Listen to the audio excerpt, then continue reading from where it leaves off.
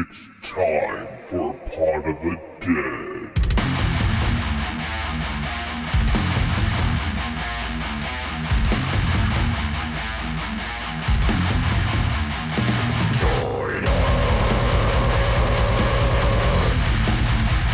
Hello and welcome to Pot of the Dead, the internet horror film club that nobody asked for. I am your host, Nicholas, and as always, I am joined by the final girl, Natasha. Hello. Happy Sunday. Yeah, Sunday for us. Monday for you. Oh, that's right. Happy Monday for you guys. Or whenever the fuck you're listening to it. If you want to see more content of us, our faces, our lists of movies that we will be watching throughout the month, check out our Patreon. You also get to vote once a month on a movie that we will be watching through our movie club. Everything's in the description below. Our link tree with all of our socials are also on there. So please get in touch. We love to hear from you. This week we are going to be going over the House on Haunted Hill from 1999. It's considered a supernatural horror film directed by William Malone. Malone. Words are hard this morning. And starring Jeffrey Rush, Famke Janssen, Ty Diggs, which I think this is his first movie, would be my guess. Ali Latner, Peter Gallagher, and my favorite, Chris Kattan. Chris Kattan's your favorite in the movie? Yes. Or just in general, just your favorite in life? He's favorite actor of all time. What was it, Mango or whatever from SNL? What was his fucking name? I think that's right. I can just picture him. I can't even think of his name, but I can just picture. So watching this and not seeing that was a little bit of a downer, but it was nice to see him as a person, I guess. Real quick though, you said you thought that this was Tay Diggs' first movie. Yeah. He had done some stuff prior. When it comes to movies, though, the only movie that his first movie was How Stella Got Her Groove Back. Oh, okay. He played Winston Shakespeare, and then he was also in Go. Did you ever watch Go? It's like about ecstasy and stuff, and it's got he's in that. He plays Marcus. But this came out the same year as Go. So, and How Stella Got Her Groove Back was a year before. Okay, so my timeline was just a little off. He's just right there. Yeah, he's still fresh-faced Tay Diggs. Yeah, he's the young guy. Okay, the plot follows a group of strangers who are invited to a party at an abandoned insane asylum where they're offered $1 million each by an amusement park mogul if they survive the night. Yeah, this is based on a Vincent Price movie of the same name that came out in the 50s. I vaguely remember seeing it. It has very similar like construct of plot where it's just like people go to a haunted place and if you survive the night, you survive, you know? That's about it. Like, I think in the original one only 2 people die, where in this one a lot of people die. But the cast in this movie is pretty freaking crazy. Like, watching it, like, it's been a long time since I'd seen it. Well, not actually. I think I watched it last year. It doesn't matter. Oh, I own this on Blu-ray. This is a nostalgia film. This is okay. This is a comfy watch for me. Okay.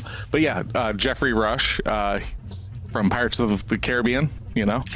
That's it. Yeah, you couldn't remember. I couldn't pinpoint him. Yeah, I knew his face, but couldn't pinpoint where he's from. Thank you for that. Famke Janssen, she was in the X-Men. She played what's her name? Jean Grey. Tay Diggs, which we've already said. Peter Gallagher, I remember him from the OC. He's the dad in the OC. Okay. Chris Kattan, SNL, Night at the Roxbury fame, you know, there you go. Ali Latner, she's in the Final Destination films, the first couple. Okay. That's where she's from. Bridget Wilson, she is Veronica Vaughn from Billy Madison, the teacher that he's in love with. Wow. That Veronica Vaughn is one piece of ace. And then Dr. Vanica in this is Jeffrey Combs, who we met at Horror Hound. He's also the lead in Reanimator and the like. So he is the evil doctor in this movie. So yeah, I love Jeffrey Combs. But Also, another really random one is, do you know the musician Lisa Loeb from the 90s? Yes. Yeah, that's who's interviewing Stephen Price at the very beginning with the cameraman. That's Lisa Loeb. All right. Yep. Why? It's weird. No idea. Peter Graves is the guy that's like on TV talking about like the mansion and stuff. He's from the movie Airplane, and so he's like an old classic like 70s and 60s actor. So like the cast in this movie is like very like, oh, I know that guy from something. I know that guy from something. Like nonstop everywhere you look, almost. So this came out in 1999. What do you think its budget was? Oh man, I really sucked at this last week. I gotta do better. And this is late. Budget. You gotta remember, late 90s. Late 90s. Budget for this. A lot of special effects. Mm-hmm. We're going to $18 million budget. You were literally bouncing around the right number. It's $19 million budget, because I heard you about say 20, and then you dropped to 19, I think, and then to 18. So yeah, $19 million. This came out from Warner Brothers. Something that was really cool though was this came out on Halloween weekend, which is fucking dope. Perfect. In tradition of the William Castle theatrical gimmicks, which the original one was made by William Castle, thus this film being part of the Dark Castle trilogy, which is also with 13 Ghosts and Ghost Ship. What they did was Warner Brothers supplied promotional scratch cards to cinema showings that were showing the film, offering ticket buyers a chance to win a money prize similar to the movie characters. The film was a commercial, I don't want to read that part, because that's going to give us a little something else. But yeah, like that was something that William Castle did with his films back then. There was like a movie called The Tingler, where it was like something would like shock you in your seat while you were watching the film and stuff like that. So awesome. I believe during the original House on Haunted Hill, there was a pulley system in the movie theaters where a skeleton would drop down like into the crowd and stuff like that.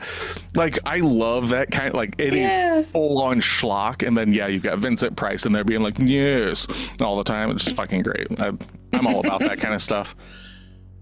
But so came out, $19 million budget, came out in 1999 on Halloween weekend. What do you think it brought in? A lot of money. We're going with $63 million. You are super fucking close. $65 million. This is your week. I'm back. I'm back, bitches. Fucking at me, bitch. Man, I don't know what happened last week. Yeah, the film was a commercial success, opening at #1 in the U.S. box office.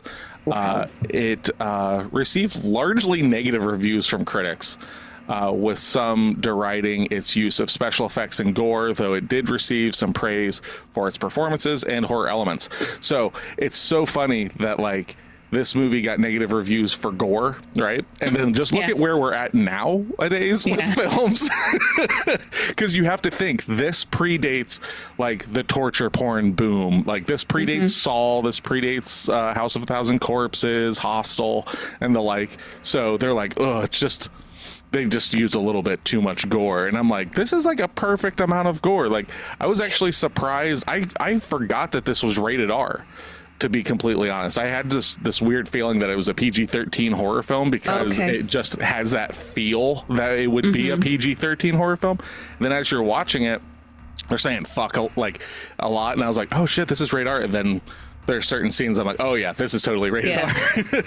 I forgot.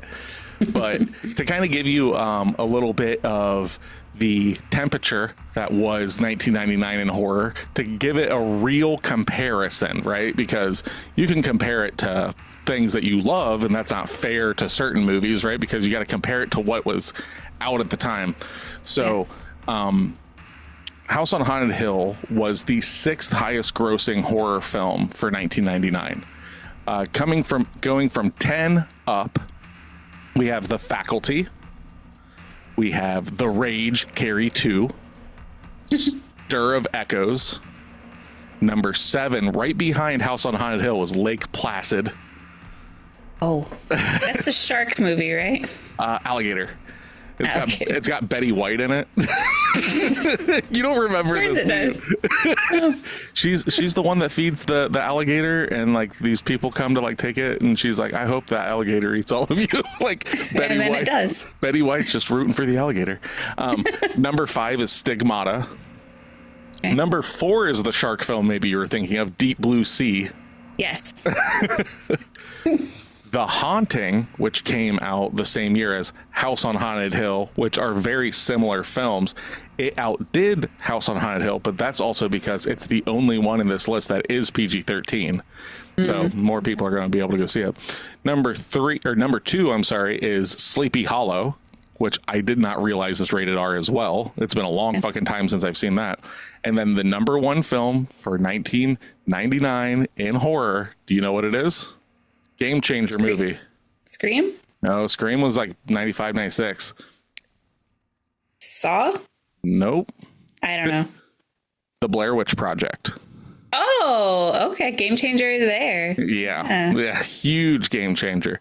And by first place, I mean made over $50 million more than second place. Damn. We're comparing 92 million to 140 million between the two.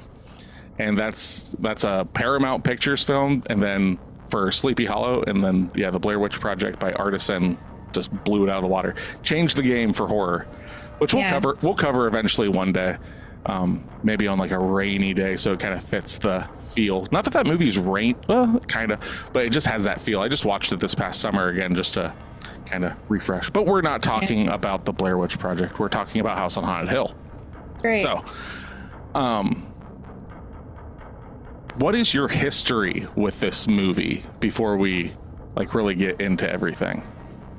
I know I've seen it as a youth. You had mentioned that this is a nostalgia movie for you. This is not, for whatever reason. It does not hit the same. It's funny that this is also made by, or like in the same canon as 13 Ghosts. Yeah. Because there are a lot of vibes that kind of mimic that, but this does not hit the same. So I've watched it, and I don't think I've watched it since I was, maybe since 1999, 2000. Yeah, my big thing with it is, and I think I told Steph this last night, was I completely understand where you guys come from with like liking 13 Ghosts, because you watched it when you're young. Because if I hadn't seen this when I was young, I'd probably hate this movie, because it has so many things about it that I wouldn't actually care for. But you hate? It has such a corny charm to it that I can't help but love it. And loves us, I'm using that loosely, but for what it is, I'm just like, fuck yeah, I'll watch this, you know. But this was nominated in for the 1999 Stinkers Bad Movie Award and won for worst remake. Stinkers. And so like Jeffrey Rush, which we've talked about, he plays Stephen Price. He was never meant to look like Vincent Price in this film, the star of the original 1959 film.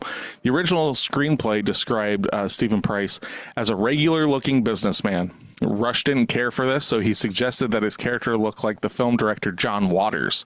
The director agreed to test this look out. After his transformation, he ended up looking like Vincent Price so much that the director decided to keep the look. And I fucking love that. Like, I thought it was intentional that he was supposed to look like Vincent Price, and it's like, nope, it was kind of like a happy accident. I'm like, that's the greatest accident ever. That type of person is just meant to be there. You have to have a Vincent Price type character in a big creepy house. There's so many parts of this movie like that were scary to me, but scary in like a haunted house kind of way. Yes. So if he was, which I know that sounds silly, but like going through a haunted house, you know? Yeah. So if he was just a regular guy, it would take that character out of it. Yeah, he's got to have that like greaseball feel to it. Mm-hmm. Like that's what's fucking great about this. Like, and my favorite thing about this movie, before we, like, no spoilers and stuff, but is the relationship of Stephen Price and his wife Evelyn. Their relationship that's why I'm here for this movie. Realistically, it's just their back and forth. if those two were not in this movie, like if they were cast as somebody else or whatever, I do not believe that this would work, because between those two and Chris Kattan, they carry this movie so much. Now there are some there's some cool special effects. There's also some really cringy special effects, but yeah, like this movie is definitely carried on the back of Jeffrey Rush and Famke. I think that's Famke. I don't know how to pronounce her first name. Jansen. They really carry this movie, in my opinion. But the original shooting script had Christopher Lee as the host of the TV show Terrifying But True. Christopher Lee, you may know him as Saruman from Lord of the Rings, or you may also know him as Dracula from the Hammer horror films and stuff like that. So that would have been really cool. And then another really weird casting was Dr. Vandekut, that is cast and played by Jeffrey Combs, was considered for Marilyn Manson, who has music in this movie. But like, that's like so edgelordy. They're like, oh, we're just gonna get this like goth rock guy, just get him in there, and he's gonna be like the crazy doctor. That wouldn't have worked. Jeffrey Combs is super fucking creepy in this movie, and he's in it so little, but like when he's there, it works perfectly. Yeah, I think the casting was done well for this type of movie. You need those old typey people to be in it. Marilyn Manson would have thrown it way off, and I think that would have drawn too much attention to him. Correct. And taken you out of the movie. Yeah, especially considering the time that this came out, it would have been like the height of the Marilyn Manson kind of era and stuff like that. But also another person considered was the role of Melissa Marr, that's played by Veronica Vaughn. Miss Veronica Vaughn was actually thought to be going to Cindy Crawford.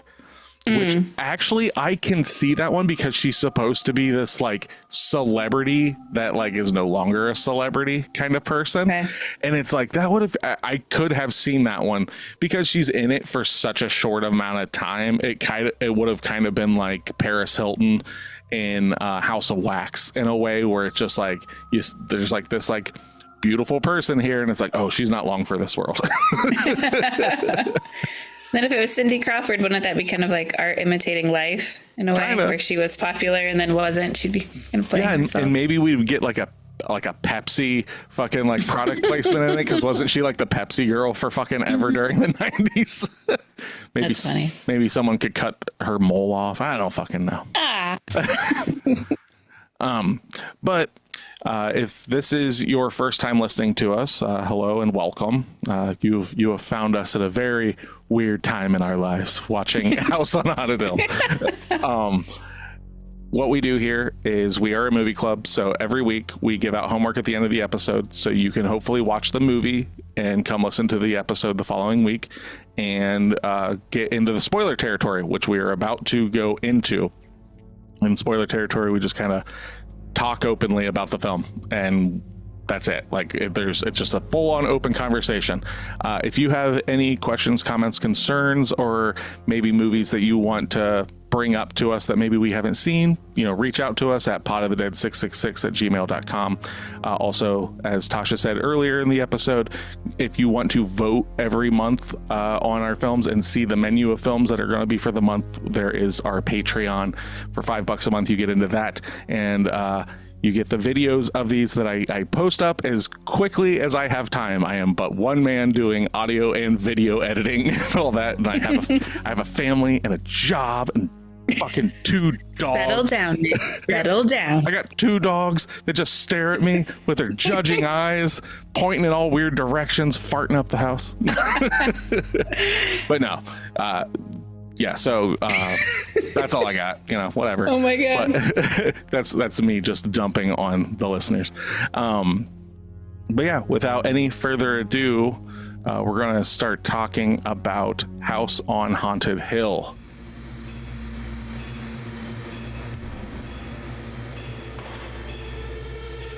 If you'd like to be part of our horror film club, make sure to follow us at Instagram, Threads, and Facebook at Pod of the Dead. All of our episodes can be found at podofthedeadorelse.com or wherever you stream music and podcasts. If you have movie recommendations or questions for us, email us at podofthedead666@gmail.com. Don't forget to leave us a 5-star review. Or else.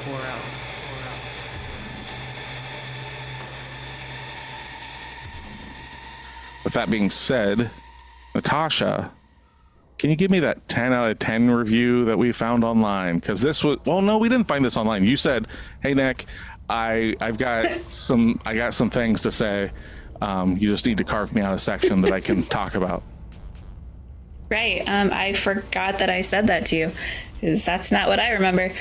So, anyway, 10 out of 10. One of the scariest horror movies ever. Tasha, wow. All right. Words. You have a very interesting, like, eclectic grouping of films that you find to be scary. I just love all of them, apparently. I love every movie. 10 out of 10. This is one of my favorite horror movies besides The Shining and Dreamcatcher. Why? Because from the start, there's a constant jump scares, particularly frightening when Price found his employee's face half-eaten. I'll have to say, side note, 0 jump scares. 0 jump scares, not even the roller coaster coming up behind him. Oh my god, that was just confusing there for a minute. Which is the Incredible Hulk ride at Universal Studios, mind you. Is it? Solid script, also no. Various interesting characters and high level of violence. Do you not remember writing this? I don't. I must have been on Ambient or something. The whole movie is, all caps, extremely intense, though. So intense. So intense. Only it could be a little longer and a little more psychological. Oh, like an hour extra, you know? Oh. Make this like 2.5 hours. Oh, just bathe in it. Wow. But this is quite good. Special effects are a real piece of work, especially the darkness that starts sucking everything in. When was this written? Is this from the 90s? I don't know. You wrote this last night, didn't you? Also, to mention, sequence with Price locked in the room for the quote crazies, where he experiences seeing some horrific and twisted images, is genuine and awesome. Okay. It can trip with your mind. 10 out of 10. Creepy, scary, fun to watch, but a little unfinished. Oh, I like Ambient Tasha's reviews. I don't remember writing any of this. When was this written? The 90s? No, it was written after 9 last night. Pretty similar. All right, then. Let's balance this out. What's that 1 out of 10? There are no 1 out of 10. Surprisingly, this is a 10 out of 10 film. This is the highest rated film on IMDb of all time. Yeah. Everyone loved it. No, even you. No notes. Yep, no notes. Game over. See y'all later. All right.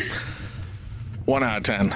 I'm going to just go out on a limb and say I don't agree with a 1 out of 10 in this film because I haven't even read this yet. Okay. I am going to say though, anybody watching a late 90s horror film called House on Haunted Hill starring Chris Kattan, what did you expect? That's all I got right now. Okay. So, I mean, really. All right.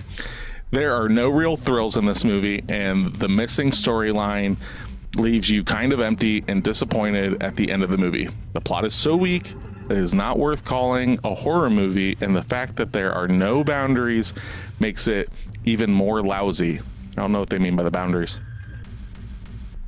There were so many unexplained things happening, like, why is all the souls locked in one room? That's a sentence. I read it as it's written. Why is all the souls locked in one room? Did that help? Okay.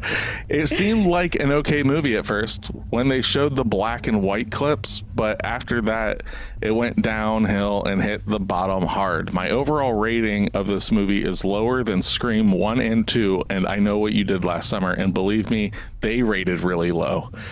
Oh, Damn, wow. that's crazy. For someone to like, man, what the do they just hate 90s horror? Because I can get that So. if that's your thing, like I guess so, but I mean, okay, Like, this movie is definitely rated lower than Scream on my end. A lot lower.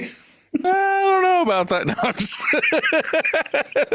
I mean, this movie is transcendent. This changed my life. Okay. No, but there are a lot of things in this film that make it very young Nick centric, right? Okay. Aside from the cast, like we're going to do a little thing here because like I think this will work really well for our discussion here because you love 13 Ghosts. Yes. You know, 2 years after this from the same production company. And I wouldn't say I love this movie, but I will defend this movie. Okay. So there are very big things that I find endearing or likable about this film that do not cross to 13 Ghosts that I think you do. Cast. The cast of this movie, I think, is far superior than the cast of 13 Ghosts. All you have for 13 Ghosts is Matthew Lillard. That's it. That is correct. The rest of that movie's fucking dog shit. Tony Shalhoub kind of takes away, actually. Oh my god. I like Tony Shalhoub in a lot of things. I do not like it in that fucking little kid. That fucking little kid. And like everybody in that movie. Like I said, nostalgia, obviously, right? So like 13 Ghosts, the idea of a glass house, cool. Matthew Lillard, the ladies love Sid the Sloth Eyes, I guess.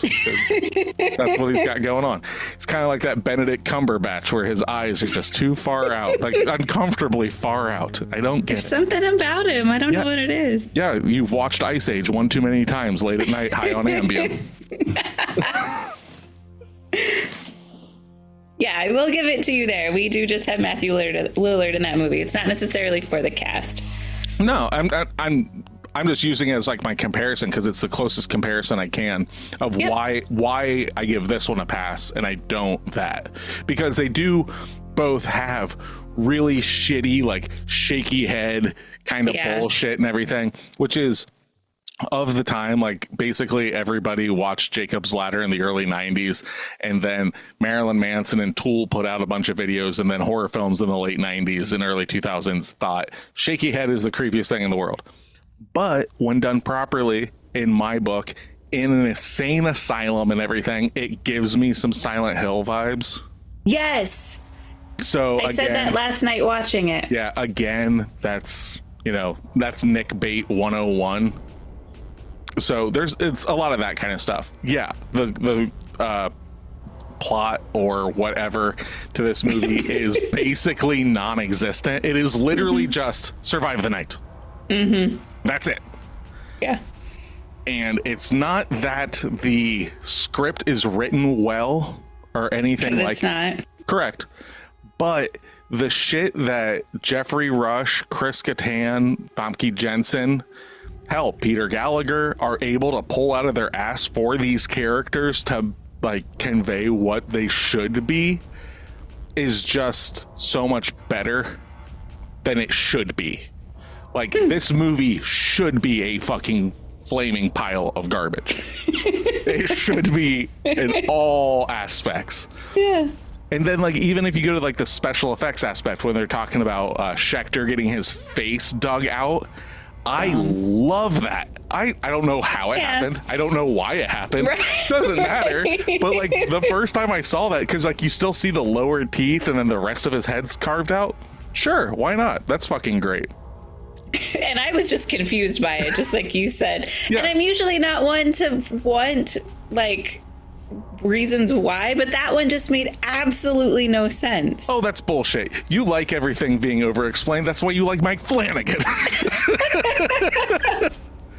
lest we forget your senpai.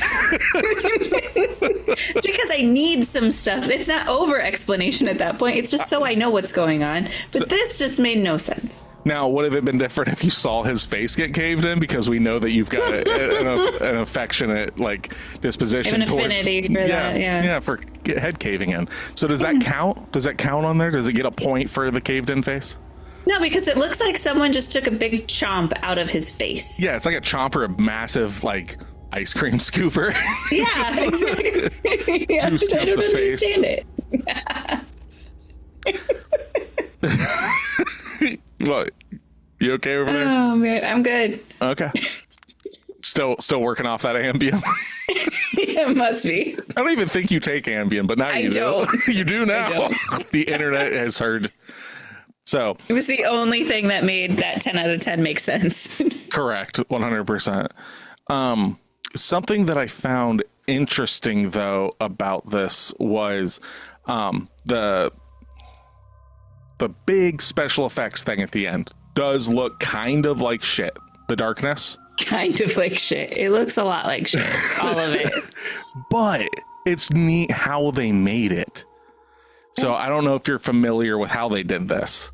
Yeah. But basically, when creating the black evil that attacks the surviving cast, the animators used images of a nude woman. They took film of her dancing, mirrored the images, and then repeated the images hundreds of times at different sizes to make a spidery shape you see in the finished movie. And if you pause the movie, you can actually see the forms like all throughout and stuff like that. And I think it's really fucking cool, especially considering that they wanted it to look like a Rorschach ink blot test that's used in psychiatry and stuff like that. Yeah. All of that is cool. The thing though is they went beyond their capabilities, and that's where it looks a little hokey. But the idea I think is really cool. Yeah, I agree with that. Just I don't want to say the execution, because the making of it sounds way cooler than the actual presentation on screen, especially when like the heads are popping out and they're talking. Like that was just unnecessary. That looks really bad. Yeah. But because of that talking, we get the greatest line of this movie at the end of it, though, when it's like, talking to Eddie. It's like, Eddie, come with us. He's like, I'm adopted. Right. Greatest line of the movie. Like, that's why the blackness or darkness doesn't get him, is because he's not part of that line. Well, no, the reason he's able to get out is because for some reason, Pritchett's ghost is not part of the darkness and is able to open the door for him. If I've never seen plot armor before, good God, that is plot armor. Like, well, this doesn't make sense in any regard, but you know what? Chris Kattan's going to save the day. Like, I mean, realistically, Chris Kattan probably saves the day all the time. But I wonder if that's because he wasn't a part of the original 5. Because that part, there was a little bit of a storyline. The characters were picked which was like exposition dumping. Was he not? I don't think so. Oh, maybe I missed that. I thought there was a Pritchett that was in the original grouping. Maybe I'm wrong. I don't know. But I mean, it shows. I know they bought the house, but I don't think he was a part of the original 5 that survived the initial burning. I gotcha. Yeah. Now that opening sequence, I fucking love. Where like it's back in the day. It is so fucking creepy, and like the nurse with the camera and stuff like that. I wish that it kept that vibe more through the film. Like I literally just wish we got more Dr. Vanikit, however you pronounce it. Because that's where the creepiness is at. There's like the scene where Stephen Price is thrown into the like whirly machine thing, and the way they got that like film choppiness is they actually shot that behind a saw blade. So like the teeth of the blade caused like a choppiness, they said. But like that isn't what's creepy. Like that feels very Nine Inch Nails Closer music video, like the goggles and just kind of hanging on and everything. But when he like awakens and he's strapped to the fucking medical table and he's wheeling around and you're seeing all the weird shit, and they put the fucking like rubber tarping over his face and wrap it and put that shit is creepy, like straight up creepy. But then like you got like the nude woman with the blood coming out of her mouth, like that shit's real hokey. The screamy face, that's real hokey. But like there are like glimpses of real horror, like nightmare fuel in this movie, but it's so overdone by cheap. I don't want to say cheap, but just I would say like soulless, like horror, where it's just like big screaming mouth, scooped out face. As much as like the scooped out face looks cool, it just doesn't make any sense. But right. I do believe though that the insane asylum itself though is an amazing character. Yes, I think the set design was really, really cool. The basement specifically, that's where I felt the most like Silent Hilly, where it gave me that kind of uncomfortable, anxious feeling of getting lost. And not only just getting lost, but you're getting lost in this haunted, scary place that you have no clue how to get out, and you're hearing weird noises and you don't know what you're going to come up against in the next room.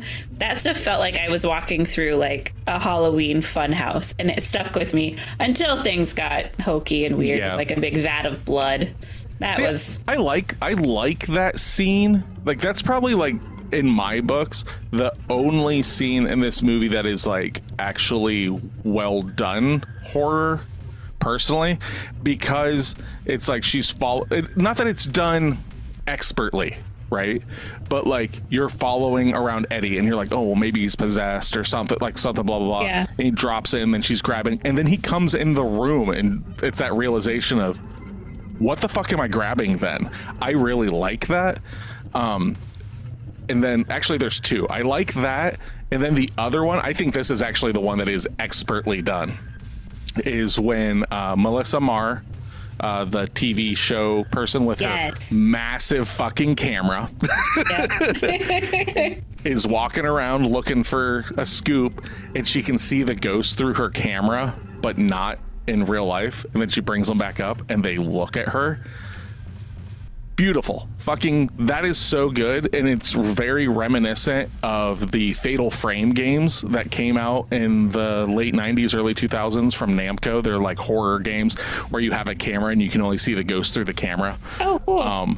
So that's what that felt like. And I love that. And the fact that like she's like killed and like drug up into the house and stuff. I love, like, there's all that kind of stuff that I'm just like, yes, please, more of that right here, right in my veins.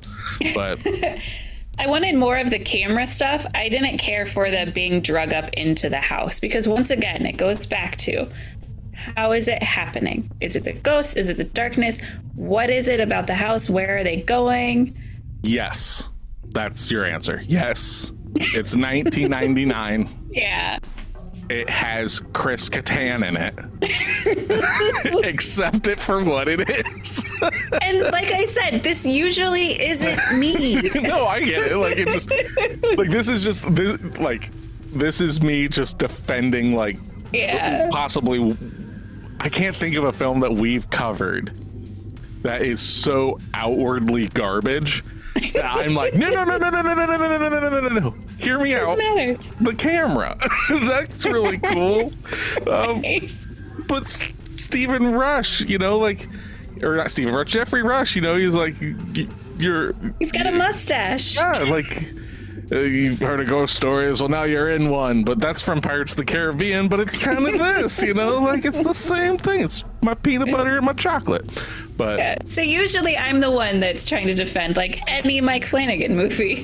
So it is kind of nice to except the last one when we covered Gerald's Game, which go back and listen to that argument. I never plan on watching that again. So do you think this movie would be better if there was a father biting his lip? Oh my God, no. That makes nothing better. Dr. Vanakin just biting his lip like No? Nope. No? Okay. God, no, never. Never that.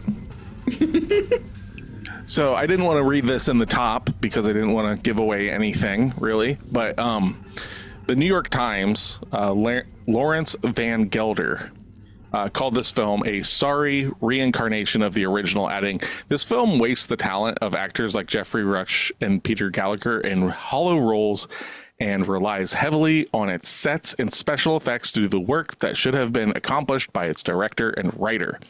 The Austin Chronicle's Mark Savlov echoed a similar sentiment, writing, "The nicest thing I can say about this remake of William Castle's 1958 shocker is that Jeffrey Rush, God bless him, sure can do a fine Vincent Price original mustache.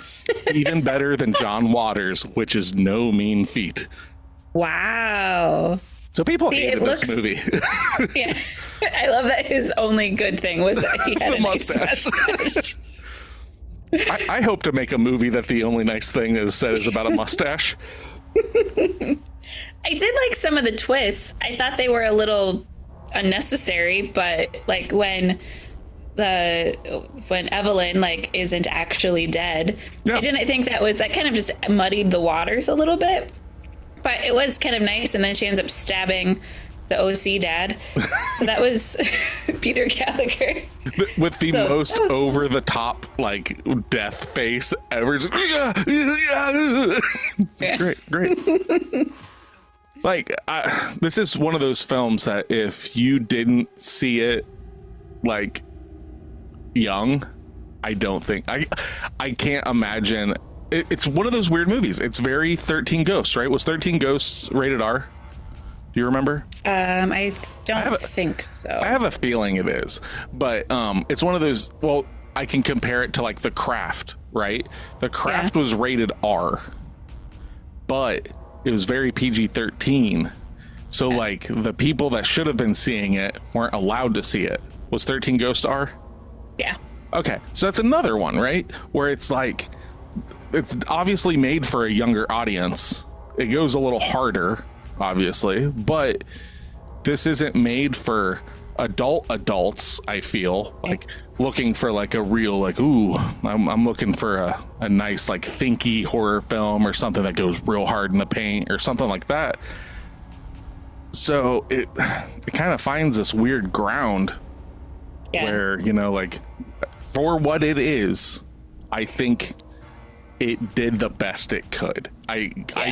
There's no thing that I can say about this film that makes me go, well, if they would have just done this, it would have been better, because I have to think this is fucking 1999. And for me, there are not many late 90s, like post Scream films that I like. Most of those movies suck hard. In my opinion, like there are not many. And obviously if I like really dug through the list, I'd be like, oh, I like that one. But like late 90s, I'll just say 90s horror is some of my least favorite horror, because like you got your 80s slashers and stuff like that. Then the 2000s, you start getting into like your torture porny stuff, which I'm not crazy about, but that is what brought me back into horror, because the 90s horror was so stale. Yeah, like that's fair. Those like Saw and stuff like got me excited again. I was like, oh shit. Or like the Texas Chainsaw Massacre remake. Ooh, cool. We're going fucking a little harder. This is actually creepy. This is about as best as we got. Like that's realistically. Like seriously.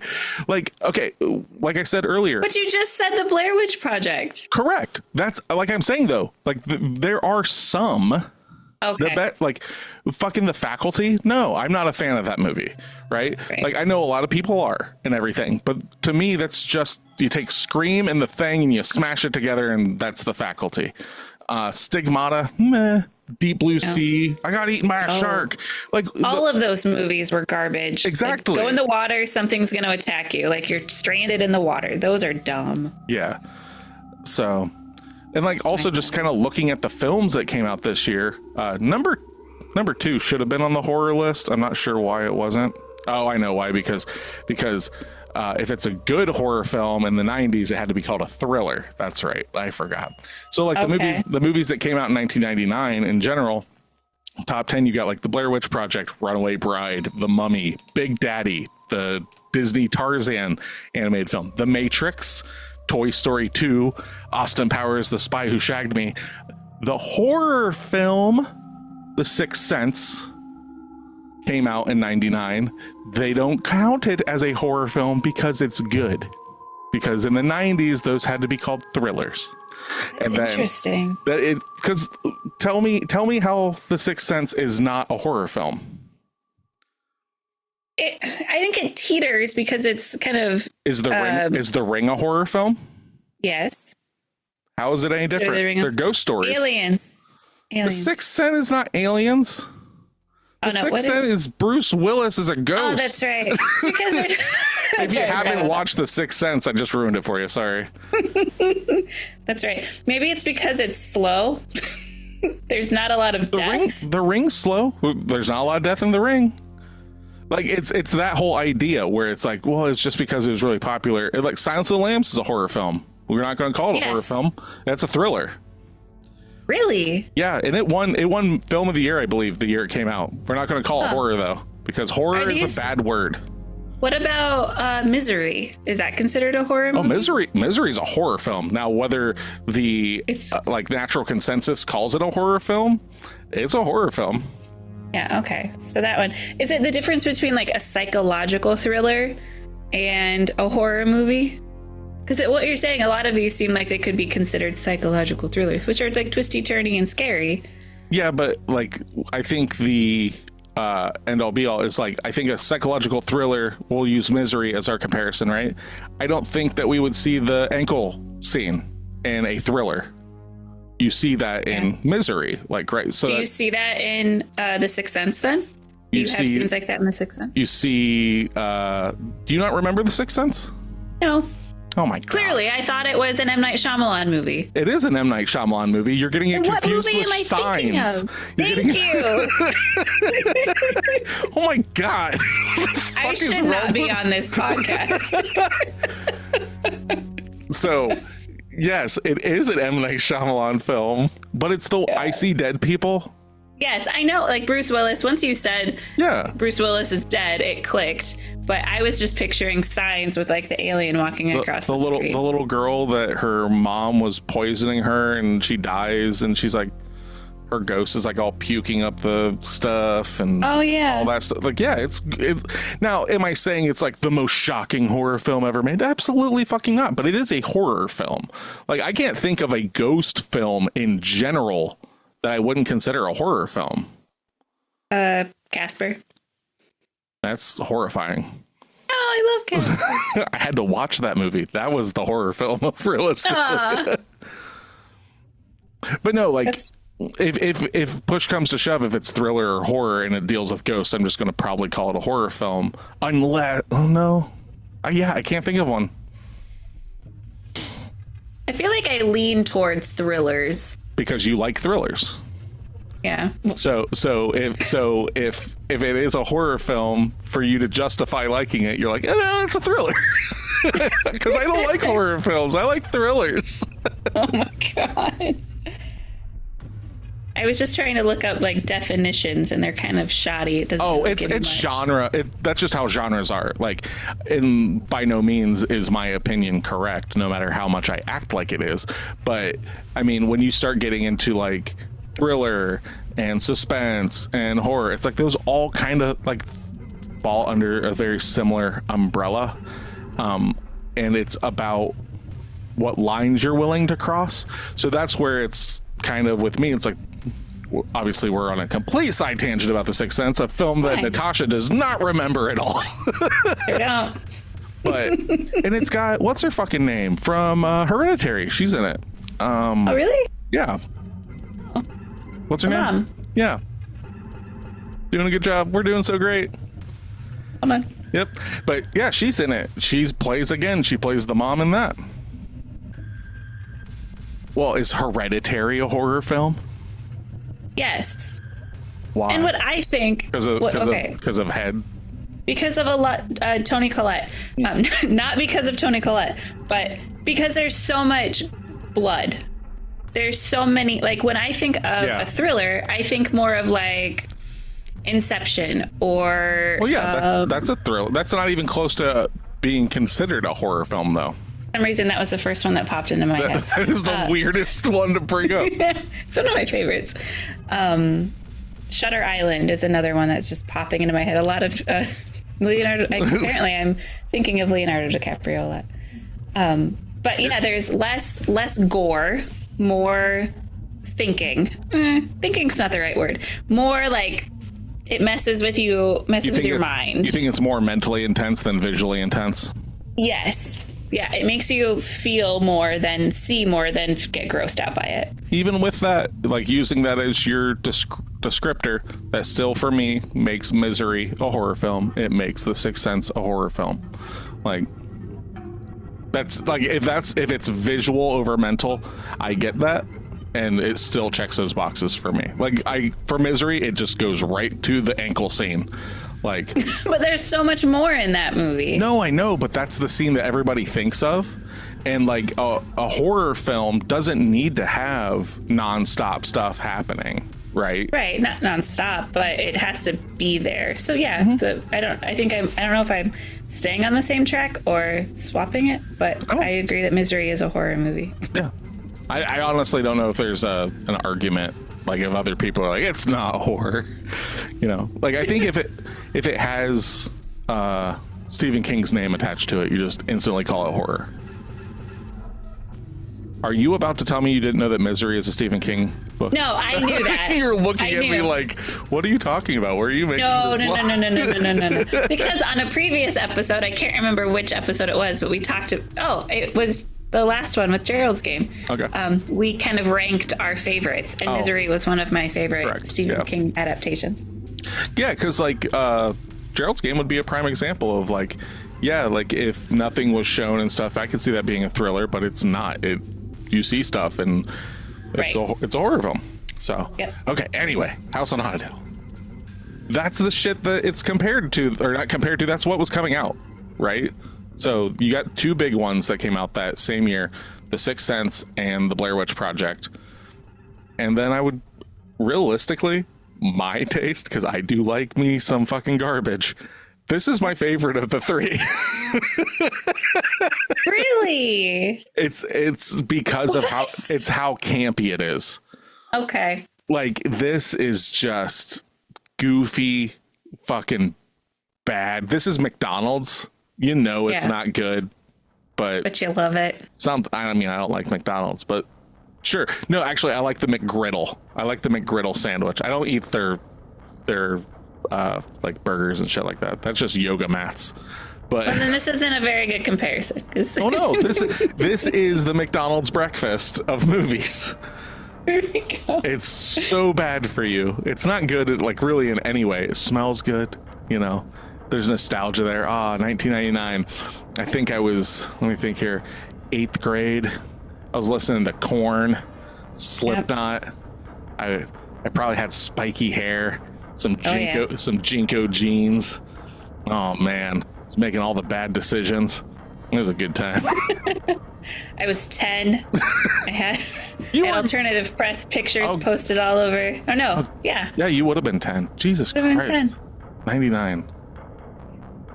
No, maybe I was in the 7th. Maybe I was 7th grade. You're 14. Somewhere in there. I don't know. Right? I don't fucking know. It's that whole like you start with one year and you end with the other year. I remember I had a really old computer in my room.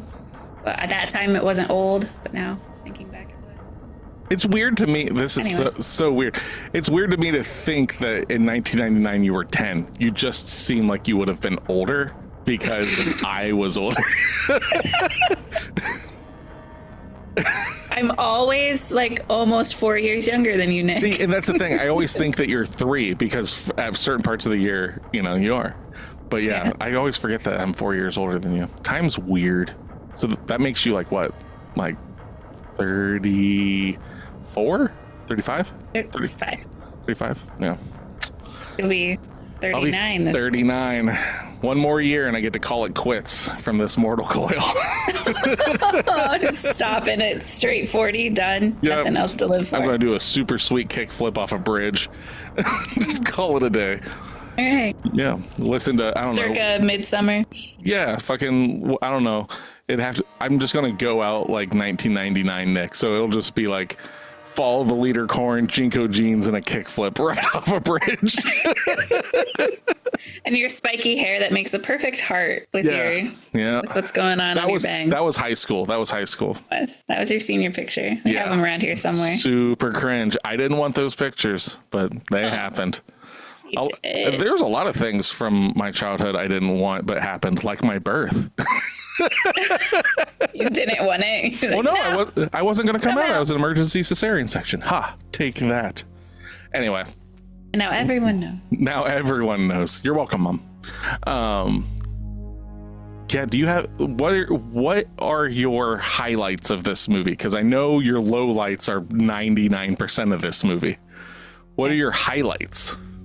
Like I said, I liked the twist of Evelyn not being dead and then killing the doctor, the one that she likes. Like I said, it was an offshoot, but I liked it because when he came over and started kissing her, it was fucking disgusting. Mm-hmm. And then she woke up and I was like, oh, okay, thank God. So that was an emotional roller coaster that I wasn't prepared for.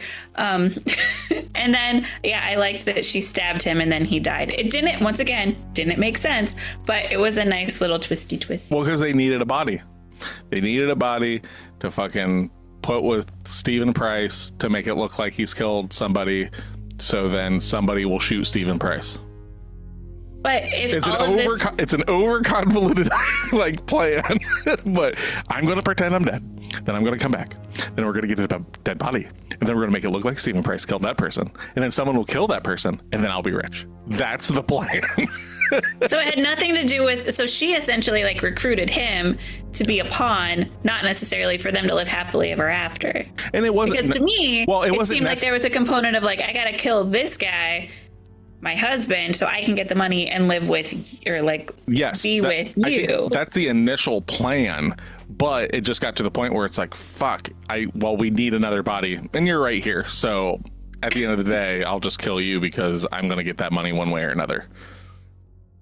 Got it. So, but possibly. And then when Price like opened his eyes, but like came back to life. Oh yeah, I love that part. That was pretty cool too. Evelyn's like fucking saying all sorts of shit, and he's just like, gotcha, bitch. Like that's what I'm saying. Like I love their fucking back and forth where like he's like yelling at her, he like pulls her hair, she's like, you're hurting me. He's like, I know. Just like it's so fucking over the top. And then the mustache with it. I mean, come on. So that seemed very of the time, like that type of dynamic of rich people hating each other in a marriage is very of the 90s, I feel. Yeah. But my highlights, like I said, you got Jeffrey Rush, Famke Janssen, Chris Kattan, Jeffrey Combs. Those four knock it out of the park in their parts. The set design, super creepy. Yeah. The music in the movie kind of sucks. Yeah. It doesn't really like it is definitely trying to harken back to its 50s origin and stuff like that. So it works for its style, right? Like that's the thing is I have a firm belief that this movie was made with tongue firmly in cheek, like just being ridiculous as possible. Because otherwise, why would this is why I keep going back. Otherwise, why would you cast Chris Kattan into this film? Because he's the goofy, like nerdy owner that knows what's going to happen, but no one's going to listen to him. No, I understand that, but like you could have cast anybody, but like casting him, I think kind of shows your hand a little bit of like, this one's going to be, it's going to be bloody and it's going to be whatever, but it's not going to take itself seriously. That's how I feel about this movie. So yeah, that's really all I got for this. It was definitely a stroll down memory lane a bit. This was I should have mentioned this at the top. This was a Patreon voted on episode. So this was not chosen by us. This was chosen by our listeners at Patreon. So it will be listed though in the description of the episode and the title. But Yeah. So you ready to get into review territory? Yes, sir. All right. I think you're going to give this movie a 3.5. Hey. Nope. You're close. I'm giving it a 3. Oh my God. I was hoping and that was wavering. No, that was wavering between a 2.5. Oh my God. Damn. Yeah. Well, no, it's not good. It's not good. But yeah, I get it. But that's harsh. That's real hard. It's accurate. I think there's a difference between being harsh and being honest. Like, this movie isn't good. And it's a 3 for the reasons I've mentioned. You don't tell the kid that their drawing sucks.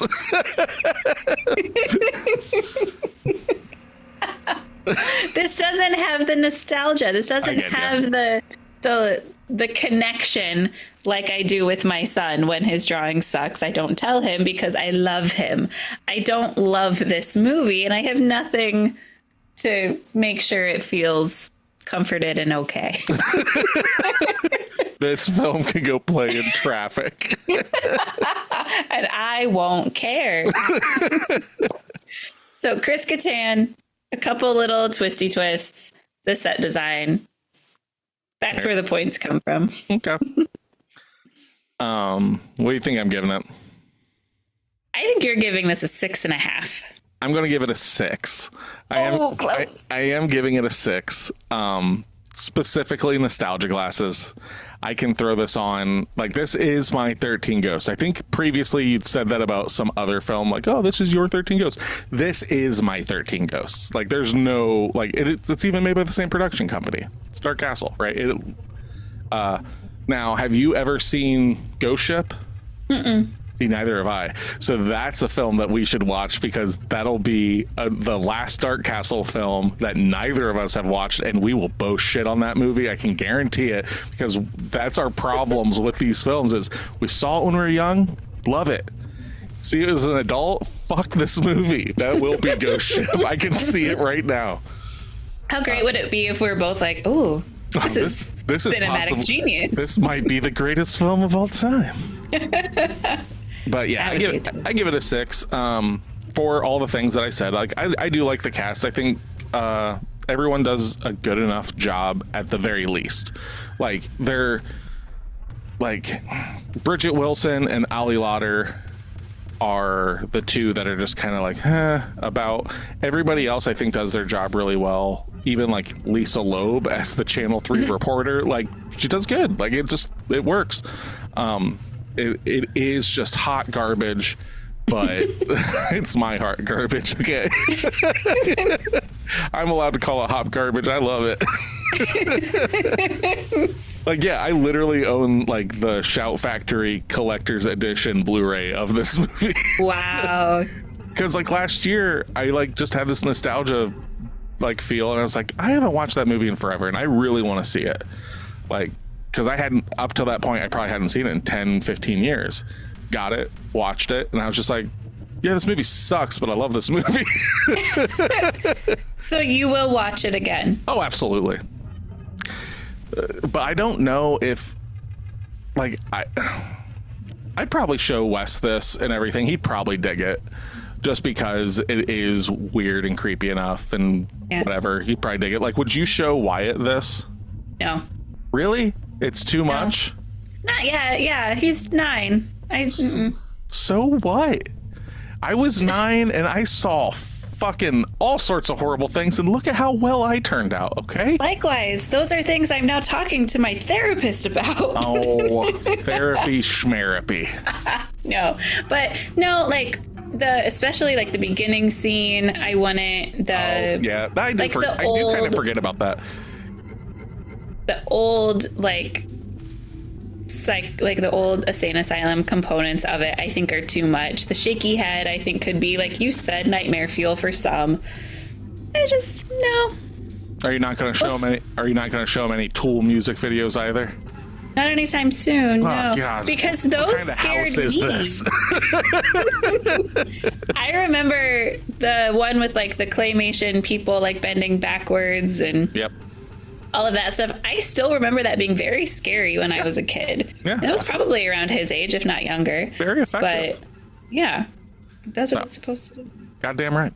So IMDb gives this a 5.6 out of 10, which I think is very warranted. Like, it is what it is. It's not great, but it could have been far worse. Like, can you imagine this movie like without the charisma of its cast? Like, if it was just Tony Shalhoub and stuff like that. There's this weird component of like, had it been worse, it may have been better. Like, so just it's go hard. It's so mediocre. Hard. That's your problem. Yes. It's so mediocre. I get you. Right. I fully understand that. Like, it's just like, you were just so basic. Like, you didn't even, oh God.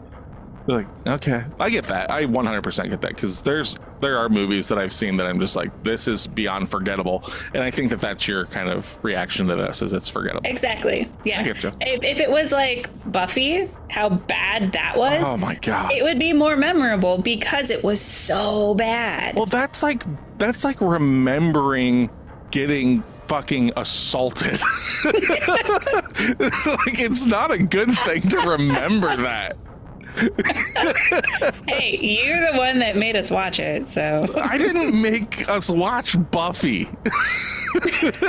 There's an episode. There is an episode. I had to watch it. I did too. I actually bought it and then I returned it. That's something you talk about, having the Blu-ray special edition of this movie. I'm upset that I had to spend $4.50 on this movie to rent it. At least you didn't have to rent it twice, right? Like you did with Silent Hill. I will never make that mistake again. Goddamn right. The movie was so bad I fell asleep and then had to purchase it the following day to finish it. Don't you talk about my Silent Hill movies like that. All right, so what's that give us for our final score? This gives the House on Haunted Hill a 49%. Oh man, right there.